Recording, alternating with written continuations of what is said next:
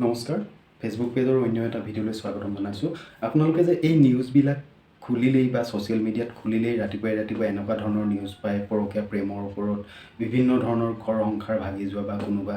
মহিলাই নিজৰ সন্তানক এৰি বেলেগলৈ পলাই যোৱা বা কোনোবা পুৰুষে বেলেগ মহিলাৰ লগত পৰকীয়া সম্পৰ্ক ৰখা এই ঘটনাবোৰ যে প্ৰায় শুনি থাকিবলৈ পায় ইয়াৰ অন্তৰালত কেনেকুৱা ধৰণৰ ঘটনা হয় বা প্ৰকৃততে ঘটনাটো কি হয় বা পৰকীয়া প্ৰেমনো কিয় হয় সেই সকলোখিনি কথা মই আজি ভিডিঅ'টোত আলোচনা কৰিবলৈ যাম ভিডিঅ'টো শেষলৈকে চাব বুলি আশা থাকিল তো কথা হ'ল পৰকীয়া প্ৰেমটো পুৰুষ বা মহিলা দুয়োগৰাকীৰ ভিতৰত হয় উভয়ৰে ভিতৰতে হয় কোনোবা এখন পৰিয়ালৰ কোনোবা এখন ঘৰৰ হয়তো পুৰুষজনো পৰকীয়া প্ৰেমত পৰিব পাৰে বা মহিলাগৰাকীও পৰকীয়া প্ৰেমত পৰিব পাৰে কিন্তু এই পৰকীয়া প্ৰেমত পৰাৰ প্ৰধান কাৰণসমূহ কি বা কি কাৰণে তেওঁলোকে পৰকীয়া প্ৰেমত পৰিব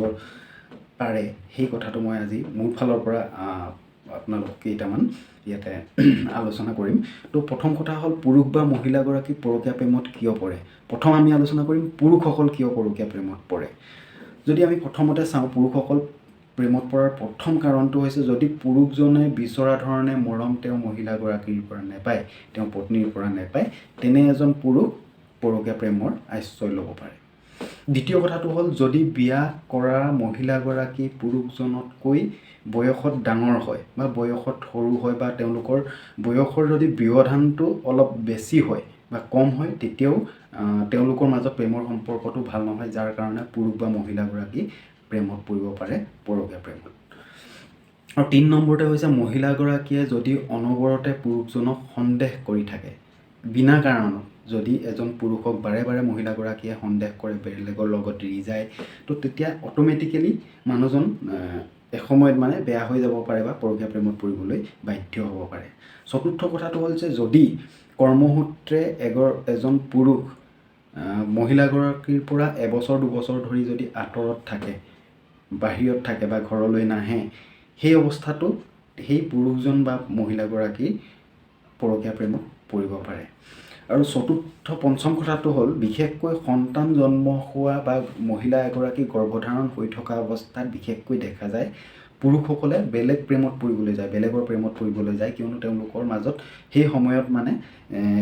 সম্বন্ধটো যথেষ্ট আঁতৰত থাকিবলগীয়া হয় যথেষ্টখিনি ব্যৱধান ৰাখিবলগীয়া হয় সেইকাৰণে পুৰুষজনে সেই অৱস্থাটোত তেওঁ মানে বেলেগ নাৰীৰ প্ৰেমত পৰিবলৈ যাব পাৰে আৰু তাৰপিছত ৭ নম্বৰ কাৰণ হ'ল যদি পুৰুষজনে অনবৰতে নিজৰ ঘৰখন যদি আড্ডাৰ থলী বনাই থাকে বা তেওঁ যদি নিচাসক্ত দ্ৰব্য ডেইলি খায় কণ্টিনিউ যদি তেওঁ আদত আছে নিচা খোৱাৰ তেনেহ'লে তেনেকুৱা নিচাসক্ত ব্যক্তি এজনো পৰকীয়া প্ৰেমত পৰিব পাৰে বা তেওঁৰ মনত এনেকুৱা ধৰণৰ বেয়া চিন্তাই আগুৰি ধৰে আৰু নিজৰ ঘৰখন বিশেষকৈ কেতিয়াও আড্ডাৰ থলী বনাব নালাগে 10জন মানুহ আনি ঘৰত পাৰ্টি কৰা কিবা কৰা এই চিন্তাবোৰ কৰিব নালাগে তেনে কৰিলেও ঘৰখনৰ মহিলাগৰাকীও বেয়া হোৱাৰ লগতে পুৰুষজনো বেয়া হোৱাৰ চান্স থাকে বা তেওঁ এনেকুৱা ধৰণৰ যদি মাদক দ্ৰব্য ডেইলি সেৱন কৰে তেনেহ'লে তেওঁৰ স্বভাৱটো অট'মেটিকেলি বেয়া হ'ব বা বেয়া চিন্তাই তেওঁক আদৰি ধৰি তেওঁ পৰকীয়া প্ৰেমত পৰিব পাৰে 6 নম্বৰতে হৈছে যদি প্ৰায়ে মহিলাগৰাকীয়ে পুৰুষজনৰ লগত কাজিয়া পেচাল কৰি থাকে ডেইলি যদি এখন ঘৰত কাজিয়া পেচাল হৈ থাকে পুৰুষ মহিলাৰ মাজত গতিকে তেওঁলোকৰ মাজত সম্বন্ধটো ভাল নাথাকিব আৰু যেতিয়াই সম্বন্ধটো ভাল নাথাকিব বা বেলেগৰ পৰা অকণমান ভাল মাত পাওঁনি বুলি পুৰুষজনেও মহিলাগৰাকীৰ পৰা আঁতৰি হৈ বা কোনোবাই ভাল মাত দিলে তেখেতৰ ওচৰত প্ৰেমত পৰিবলৈও যাব পাৰে 8 নম্বৰ কথাটো হ'ল মহিলাগৰাকী শুৱাই নোহোৱাই যদি বেলেগ মহিলা আনি ঘৰখনত ৰাখে বা নিজৰ সম্বন্ধীয় কোনোবা ভনীয়েকেই হওক বা বেলেগ কোনোবা মহিলা আনি যদি দীৰ্ঘদিন ধৰি ঘৰত ৰাখি থয় একেলগে থাকে বা পুৰুষজনকো তেনেকৈ একাষৰীয়াকৈ যদি সেই মহিলাগৰাকীৰ লগত এৰি দিয়ে তেতিয়াও পুৰুষজন বেয়া হৈ পিনি পৰকীয়া প্ৰেমৰ এটা লক্ষণ ল'ব পাৰে তো অকল পুৰুষসকলৰ যে ভুল আছে সেইটো নহয় মহিলাসকলৰ কিছুমান ভুল আছে আজি আমি এতিয়া মহিলাসকলৰ কথাটো আলোচনা কৰি যাম মহিলাসকলে কি কাৰণে পৰকীয়া প্ৰেমত পৰে তো মহিলাসকল পৰকীয়া প্ৰেমত পৰা কিছুমান কাৰণ আছে পুৰুষসকললৈ যেনেকৈ প্ৰেমত পৰা কিছুমান কাৰণ আছে মহিলাসকলেও পৰকীয়া প্ৰেমত পৰা কিছুমান কাৰণ আছে তো 1 নম্বৰ কাৰণটো হ'ল যদি নিজৰ মানুহজনৰ পৰা বিচৰা মৰমখিনি মহিলাগৰাকীয়ে নাপায় যি ধৰণে তেওঁ মৰম বিচাৰে মানুহজনৰ পৰা সেই ধৰণে যদি মৰম নাপায় তেতিয়াও সেই মহিলাগৰাকী পৰপুৰুষৰ প্ৰেমত পৰিবলৈ বাধ্য হ'ব পাৰে দ্বিতীয়তে হৈছে বিয়াৰ পিছত মহিলাগৰাকীয়ে বিচৰা ধৰণে যদি প্ৰয়োজনীয় বস্তুখিনি তেওঁ হাজবেণ্ডৰ পৰা নাপায় বা স্বামীৰ পৰা নাপায়, যিখিনি লাগতিয়াল যিখিনি মহিলাৰ যথেষ্ট প্ৰয়োজন হয় সেইখিনি যদি সময়ত স্বামীগৰাকীয়ে যোগান ধৰিব নোৱাৰে, তেতিয়া অভাৱত পৰিও মহিলাগৰাকীৰ স্বভাৱ নষ্ট হৈ পিনি পৰকীয়া প্ৰেমত পৰিব পাৰে। বা কোনোবা মানুহ এনেকুৱা যদি তেওঁ বস্তু দিয়া থাকে বা গিফ্ট দিয়া থাকে, তেনেকৈ বেলেগৰ প্ৰেমত পৰিব পাৰে। আৰু মহিলাসকল বিশেষকৈ মৰম আকলোৱা হয়, গতিকে মহিলাসকলক যিহেতু তেওঁলোকে মৰম ভাল পায়, মৰম বিচাৰে, গতিকে তেনেকৈ কি হয়, তেওঁলোকৰ অট'মেটিকেলি কোনোবাই যদি বেলেগ মৰম দিয়া মানুহ আহে, পটককৈ তেওঁলোকে পিছলি পৰা দেখা যায়। তাৰপিছত 3 নম্বৰ কাৰণটো হৈছে বিয়া কৰাৰ পিছত যদি তেওঁ পুৰুষজন বহু বছৰ ধৰি ঘৰলৈ নহাকৈ বা কৰ্মসূত্ৰে বাহিৰত থাকে বা ঘৰলৈ নহাকৈ থাকিবলগীয়া হয়, তেতিয়া সেই মহিলাগৰাকীৰ স্বভাৱ অট'মেটিকেলি বেয়া হোৱাৰ চান্স থাকে। গতিকে সেই ক্ষেত্ৰতো পুৰুষসকলেও বিচাৰ কৰিব লাগিব যাতে মহিলাগৰাকীক তেওঁলোকে টাইম দিব পাৰে, অকল কামৰ কথা চিন্তা কৰিলে নহ'ব। তাৰপিছত 4 নম্বৰটো হৈছে যিকোনো ক্ষেত্ৰত যদি মহিলাগৰাকীয়ে যদি সকলো কাম কৰিবলগীয়া হয়, ঘৰখনৰ দায়িত্বৰ যদি সকলোবিলাক কাম বিশেষকৈ মহিলাগৰাকীয়ে আগবাঢ়ি যদি কৰিবলগীয়া হয়, পুৰুষজনে যদি অকৰ্মণ্য হয়, কামৰ প্ৰতি তেওঁ একো নাথাকে, তেওঁ কাম কৰিবলৈ ইচ্ছুক নহয়, চব ক্ষেত্ৰতে যদি মহিলাগৰাকীয়ে আগবঢ়াই দিয়ে, তেনেকুৱা ক্ষেত্ৰতো মহিলাসকল বেয়া হোৱা দেখা যায়। তাৰপিছত আৰু এটা 5 নম্বৰ কাৰণটো হৈছে অনবৰতে যদি মহিলাগৰাকীক যদি সন্দেহ কৰি থাকে, বিয়াৰ আগৰ কিছুমান কাহিনী কৈ বা যিকোনো ক্ষেত্ৰত যদি সন্দেহৰ চকুৰে মহিলাগৰাকীক বেছি চাই থাকে পুৰুষজনে বা বাৰে প্ৰতি কিছুমান নোহোৱা কথা কৈ থাকে, তেতিয়াও সেই মহিলাগৰাকীক বেয়া কৈ পিনি বেলেগৰ প্ৰেমত পৰিব পাৰে। তাৰপিছত 7 নম্বৰৰ কাৰণটো হৈছে দুয়োজন মাজৰ যিটো বয়সৰ ব্যৱধান, যিটো বিয়াৰ পিছৰ বয়সৰ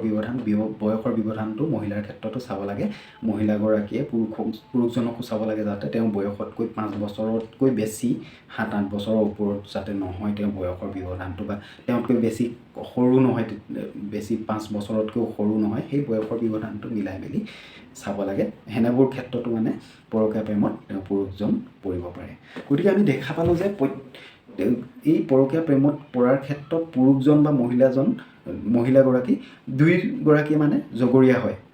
উভয়ৰে জগৰীয়া। গতিকে এইখিনি সমাধানৰ ক্ষেত্ৰত চাবলৈ গ'লে আমি পৰকীয়া প্ৰেমত পৰাৰ আগতে আমি এইখিনি ব্যৱস্থা ল'ব লাগিব যাতে তেওঁৰ পুৰুষজন বা তেওঁৰ মহিলাগৰাকী যাতে আনৰ প্ৰেমত পৰিব নপৰাকৈ তেওঁক ৰাখিব পাৰে, যিখিনি নিজৰ মাজৰ ভুল আছে ভুলখিনি শুধৰাব পাৰে, তেতিয়া অট'মেটিকেলি পৰকীয়া প্ৰেমত পৰিবলৈ কোনো পুৰুষ বা মহিলাগৰাকী যোৱাৰ চান্স নাথাকে। গতিকে এবাৰ পৰকীয়া প্ৰেমত কোনোবা পৰি গ'লে তেওঁক তাৰ পৰা ঘূৰাই আনিবলৈ যথেষ্ট কষ্ট হয়। গতিকে পৰকীয়া প্ৰেমত পৰাৰ আগতেই আমি সিদ্ধান্তবোৰ ল'ব লাগে, দুয়োজনৰ মাজৰ ভুল বুজাবুজিবোৰ আমি ঠিক কৰিব লাগে, ধুনীয়াকৈ মিলি মেলি চলিব লাগে, ভৱিষ্যতৰ সন্তানৰ কথা ভাবি ভালদৰে সংসাৰখন চলাব লাগে। আৰু দ্বিতীয় কথাটো হ'ল আপোনালোকে বিয়া কৰাৰ আগতেই বিয়াৰ